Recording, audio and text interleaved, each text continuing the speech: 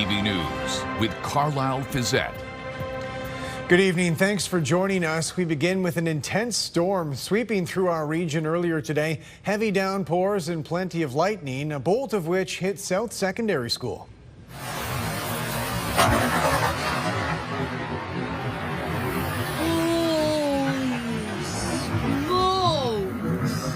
This is viewer video showing the strike cracking the school's chimney. According to the London Fire Department, it happened during a graduation ceremony, which was shut down.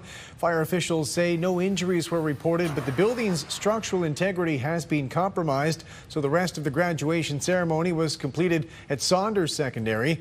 Late tonight, the school issued a public notice saying the facility would be closed tomorrow, reopening Thursday, with more information regarding final exams shared as soon as possible. Well, the worst of an oppressive heat wave has likely passed for our region. This was day 3 of a heat warning from Environment Canada, and it won't be cold tomorrow, just not as brutally hot. The city has opened several cooling centers, and all municipal spray pads were open today. Meanwhile, London Hydro is reporting record demand for power. Officials say customers used 716 megawatts yesterday, the highest recorded peak in the past 10 years. They say the highest demand is usually between 4 and 6 p.m., and they say residents should wait until later in the day to charge cars or use large appliances. So far, they say the system is handling the extra demand without issue. Julie Atchison will have much more on the weather story a little later in the newscast. Thousands of people are flocking to local beaches to beat the heat. However, swimming season is off to a fatal start in our region, and experts are warning the public to keep in mind the dangers the Great Lakes can pose. With more on that, here's Brent Lale. Lake Erie waves crashed to the shore in Port Burwell. It was here where a father lost his life Sunday after being pulled under. My entire life, I've always been told undertow was a concern, and we're finding now that rip currents are more of a concern. Lifeguard Nate McIntyre was in Port Burwell in the hours after the drowning. He estimates it was a rip current that took the life of Randy Levine. A rip current being, again, like a focused current of water that's pulling swimmers far off shore and far away from shore into deeper water, where they're left in deeper water. Often people struggle, they want to swim right back to shore immediately where they know it's safe, and they're swimming against the current. The city of Windsor closed Sandpoint Beach due to strong currents, and McIntyre believes it's past the point where the public needs education and clarification of terminology. Preliminary evidence suggests that the public has limited knowledge. This morning, he made a delegation to Elgin County Council about the Rip Current Information Project. Let's try to establish the campaign here in Elgin County, and it had a really great support from all of the councillors and the warden and the deputy warden as far as amplifying the message and getting the word out to the public this year. The Life Saving Society estimates that for every fatal drowning, there are 4 to 5 non-fatal drownings, and those are only the ones that are reported. The Elgin County Drowning Prevention Coalition has been collaborating with McIntyre. Whether you're coming to visit the beach for the day, how can you best learn the conditions, how to protect yourself, but also how can we collaborate with local community services? So for example, the Rip Current Information Project did a great presentation to some of the fire departments, educating them about the dangers, about the science, and that's been something that's been really incredible to kind of join this collective knowledge together of like, how can we understand it, all collaborate towards the same goal of having to reduce and prevent drownings. Later this summer, Nate will paddle from Port Stanley to Port Burwell. The 35-kilometer challenge hopes to raise further awareness about Great Lake rip currents. Brent Lale, CTV News. London City councillors are moving forward with a proposed redevelopment for a pair of municipal parking lots. The properties are slated for housing, with a green light given tonight for a residential tower at the northern edge of Richmond Row. Brian Bicknell reports. It's ambition on a grand scale, but in a tight spot and at one of the busiest intersections downtown. They actually have a lot of experience dealing with incredibly tight spaces and small footprints. City Council has endorsed a recommendation to allow Toronto-based Fritz Rovia Real Estate to build a 35-story mixed-use tower at the southwest corner of Oxford and Richmond. And I know there's going to be traffic disruption, there has to be, but as much as possible, to keep it in that alleyway and at the side away from shutting down lanes of traffic there. The plan includes 512 apartments geared to students and other would-be downtown dwellers, and the building will have 2 floors of commercial space. It's bringing in a lot of density and intensification into the downtown, so that's one thing that we're always trying to do. It is right at the main north entrance of downtown, which is very significant. Earlier plans allowed for only 77 parking spots. Deputy Mayor Sean Lewis says that's a work in progress. They do have a plan that could add a fairly significant number of parking spaces, underground spots. Demolition of the existing property at 743 Richmond, formerly home to a retailer, is expected to begin later this year. More residential development could also be coming to the opposite end of downtown. City Council paving the way for a couple of municipal-owned parking lots here at Rideout and Horton Street to be turned into housing. The city will go ahead with requests for proposals for the 2 lots this year.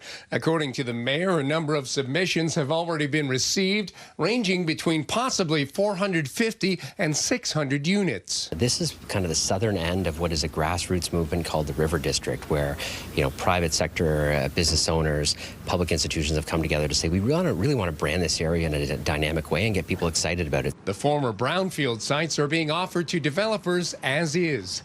Brian Bicknell, CTV News.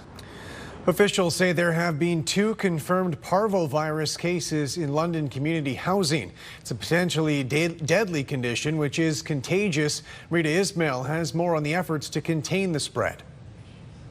Pet owners inside 2 community housing buildings on Warncliffe Road North in London are concerned. At least 2 pets contracted parvovirus last month and had to be euthanized. I'm a little bit more worried, but my plan is to get Dane vaccinated very soon. Dane is among roughly 100 dogs living inside the 2 buildings that are managed by London and Middlesex Community Housing. Is so concerning.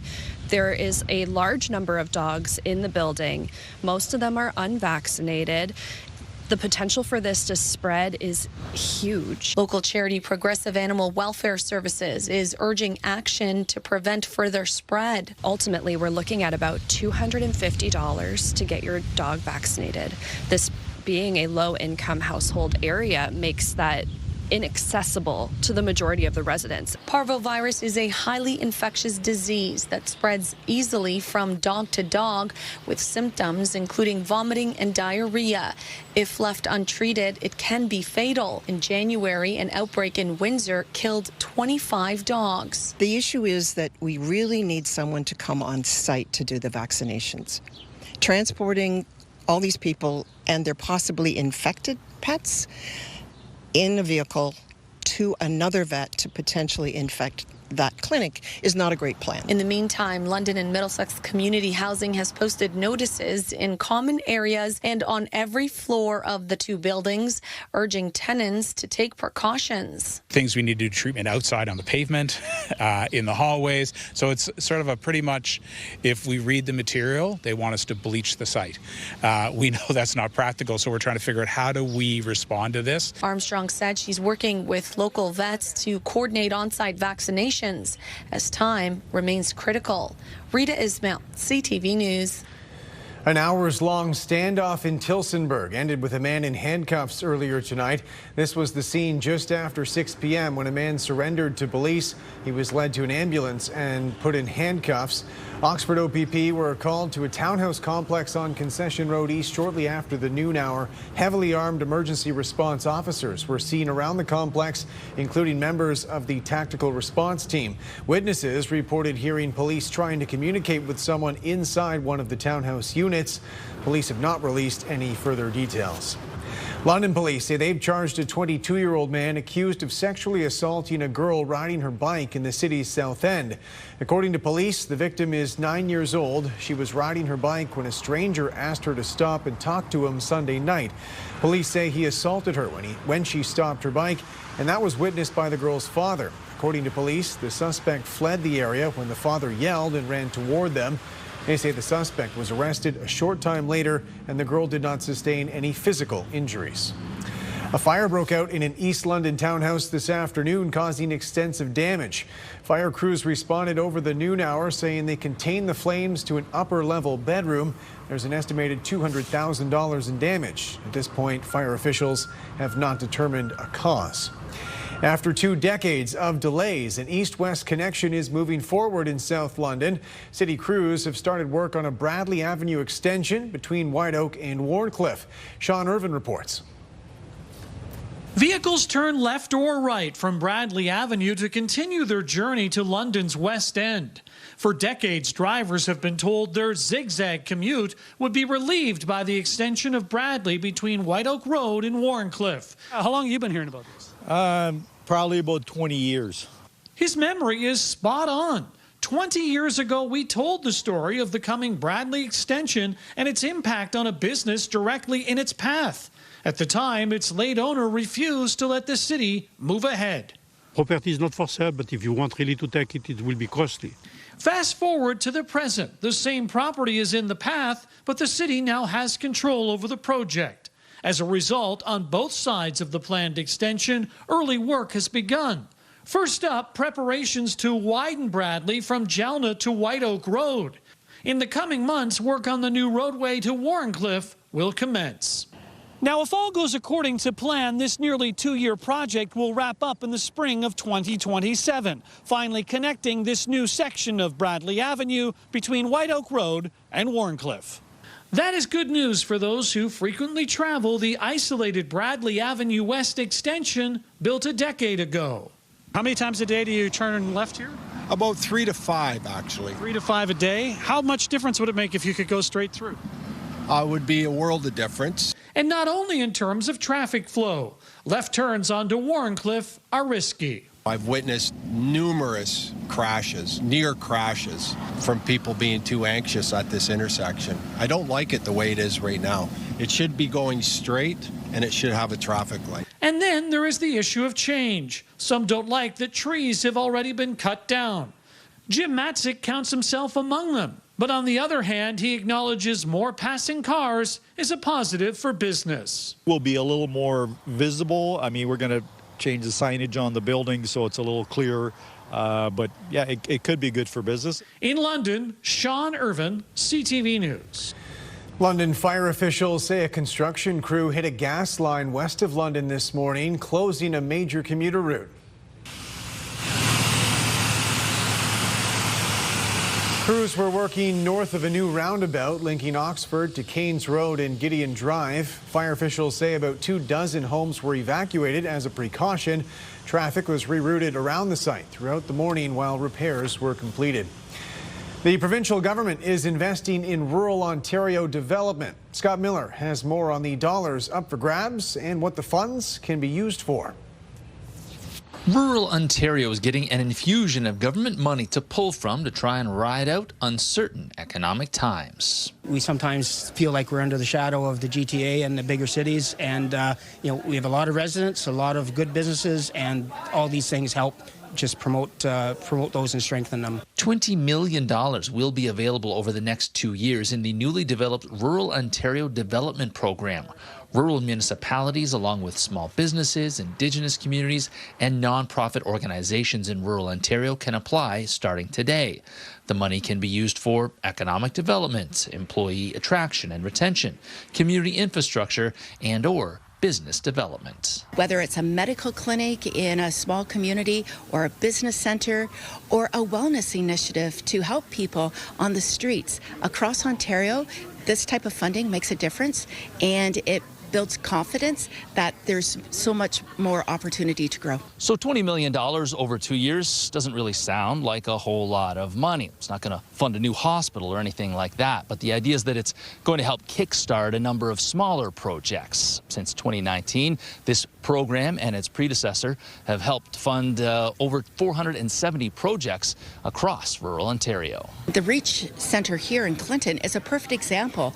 You know, what started out as a regional equine and agricultural centre now is home to Fanshawe College. It's home to a local Montessori school. It's home to so much more, and they're looking to grow.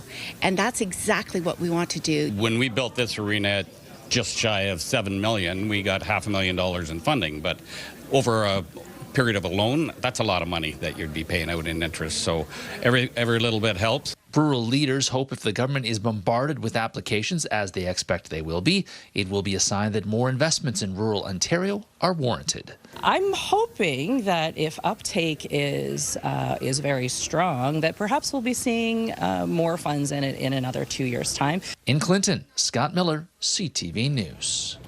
A local hockey player is joining one of the most exclusive clubs in hockey. And Burns, they're saying, with the assist. Here's Thornton. There it is. Number 400 for Joe Thornton. St. Thomas native Joe Thornton was named to this year's Hockey Hall of Fame induction class. He was drafted in 1997, went on to play more than 1,700 career NHL games. Thornton was named League MVP in 2006. He was an Olympic gold medalist in 2010. He's also 14th all-time in NHL scoring with more than 1,500 career points. They don't know what the they're doing. When we come back, the president dropping bombs literally and rhetorically. Donald Trump's profanity on full display for the cameras.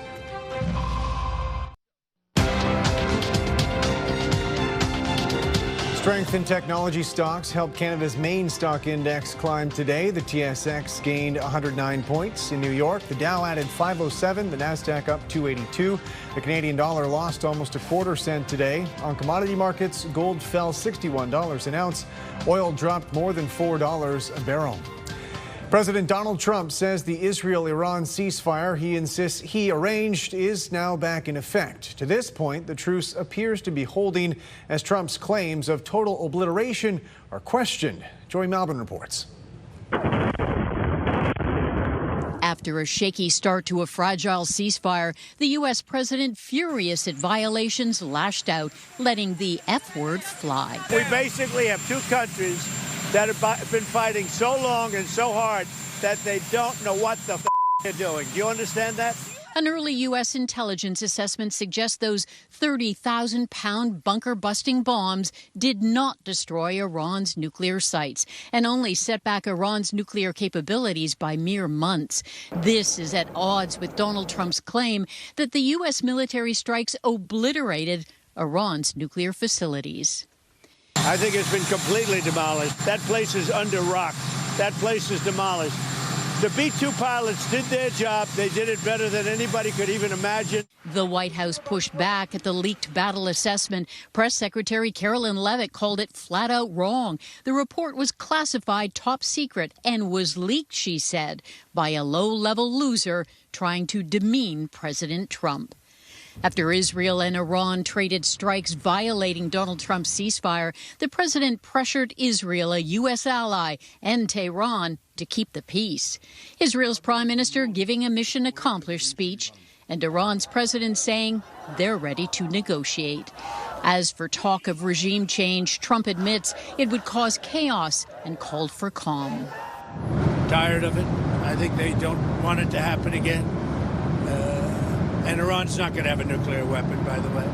I think it's the last thing on their mind right now. The president took credit for the truce and took a victory lap, saying it was an honor to stop this war. The next step, he says, a nuclear deal with Iran. Joy Malvin, CTV News, Washington. Good evening. We've had some showers and thunderstorms in advance of a weak front that's been slumping its way through southern Ontario. A weak wind shift as we head through the overnight, so winds coming in out of the northwest, but they will be light and variable heading into your Wednesday morning. The intensity of the heat will be briefly ending, and we will see the high humidity continuing as we head into Wednesday afternoon, although it won't be quite as humid as it was out there today. It'll still feel like the mid-30s, so expect a warm afternoon, that's for sure. 22 degrees at 8 o'clock. Thanks, Andrea, for this photo of Yeti and Oakley cooling off in their puppy pool. I'll have all your local forecast details coming up on the other side of the break. Welcome back on the desk with Julie now. Still hot. In fact, I know it doesn't sound like we broke as many records today, at least in our region, as we did yesterday. Maybe even a peak to the heat after today? Yeah, today was the last day of the intense heat, the heat warning ending for tomorrow. So tomorrow it'll still be hot and humid, but nothing like we've experienced over the past few days. Today we hit 32 degrees, but it felt like 41 this afternoon. That humidity was intense. We did pick up a few spotty showers and thunderstorms in advance of a weak front that's been trying to make the move through. Normally this time of year around 25 is a normal daytime high, and that's where our low was last night. Bit cooler overnight, still warm at 19 and still quite muggy. 16 to 18 degrees as we head toward northern Huron, Perth, and Grey Bruce, about 14 degrees overnight. Satellite radar's been showing this front that's been slumping its way through slowly. As it drops just south of the Great Lakes overnight, it'll stay stationary until it becomes a warm front. So that just means that the warm air takes over and it will slowly lift back northward. So it'll keep us in an unsettled pattern. So we do have the chance for showers, possibility of some thunderstorms as we head through the day tomorrow, although the probability is low at just a 30% chance. Same weather story on Thursday. We'll get into the warm sector. So when you get into a warm sector, that's when you have lots of instability and the chance for showers. I was talking a little bit about this last night, how it's not widespread rainfall, although the forecast looks like we have a lot of rain on the way. We don't, but we will be in and out of some light showers at times. So that'll be as we head toward the weekend. There'll be a little bit more of a steady rainfall expected first thing in the morning on Thursday towards northern Grey and Bruce County and the Bruce Peninsula. This is Thursday afternoon, so you can see some showers through Elgin County, Haldimand, Norfolk, in and around Long Point towards Chatham, Kent, and Point Pelee, expecting that rainfall toward Essex County. So the rain will be scattered in nature as we wrap up the week. Your forecast heading into the afternoon, 28 degrees. Winds will be light and variable, and a 30% chance of a thunderstorm. Our East Park forecast for your Thursday, the chance of showers, great water park weather, that's for sure. 29 degrees on Friday with a chance of some light rainfall, although the humidity in the coming days will become once again, for some, unbearable. Feeling close to 40 on Friday. Mainly cloudy, feeling close to 32 on Saturday. Lots of sunshine on Sunday. If you are making some plans for Canada Day, looking good. A mix of sun and cloud, the high 26. And you can see those warm overnight lows. Midwestern Ontario, your forecast as we head into tomorrow, mainly cloudy. There's a 40% chance of an evening shower for you. During the day, expecting to stay fairly dry. Can't rule out a little light pop-up shower in the afternoon, but other than that, you won't see anything until later. Overnight, though, some showers toward Grey and Bruce County. I know many of you planning your outdoor adventures for the summer. If you are planning some holidays as we head toward the weekend, chance for some showers Thursday into Friday, although it'll be nice and warm. 29 on Sunday under a mix of sun and cloud, 28 on Monday, and Canada Day, a nice mix of sun and cloud, the high 25, so a bit more comfortable. So the intense heat breaking for your Wednesday, but the humidity just locks in and sticks around, becoming increasingly humid as we head toward the weekend. Thank you, Julie. Team members behind Canada's first homegrown zero-emission vehicle are rolling it out for industry leaders, hoping to rev up investment for their business plan. Sean Leathong has more on their road ahead. Rolling into the era of a Canadian car company, this zero-emissions EV prototype is called Project Aero, and 97% of the materials used to build it come from Canada. At a time when everybody was looking to make major investments in EVs, we wanted to make a statement that Canada can do the whole thing for you. The vehicle was first revealed at the 2023 Consumer Electronics Show in Las Vegas, a joint venture between the Auto Parts Manufacturers Association along with Ontario Tech University, with engineering students helping assemble the vehicle. We have everything it takes, so this is physical proof that we can do it. So we're trying to gain the exposure and show people that this is the proof, this is the drivable business card. The car has been around the world driving business to Canada. According to the APMA, the $20 million price tag to develop Project Aero has resulted in $500 million in investment in Canada's auto industry. Now they're moving to Project Aero 2.0, creating a fleet of electric vehicles. We're in a moment now where we're talking about building a resilient Canadian economy while it's under attack by the guy in the White House.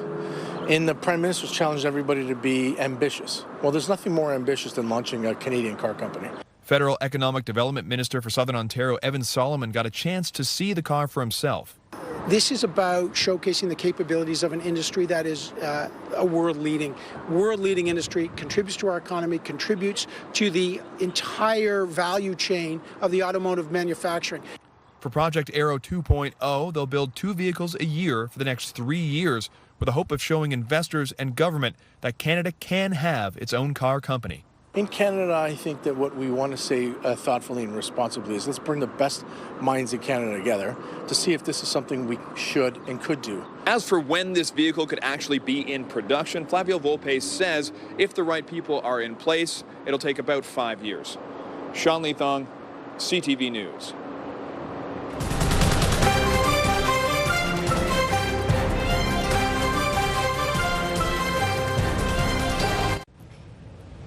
Finally tonight, a team of resident raptors keeping watch over a southwestern Ontario landfill. Karis Mapp has more on the working birds and their role on the job site.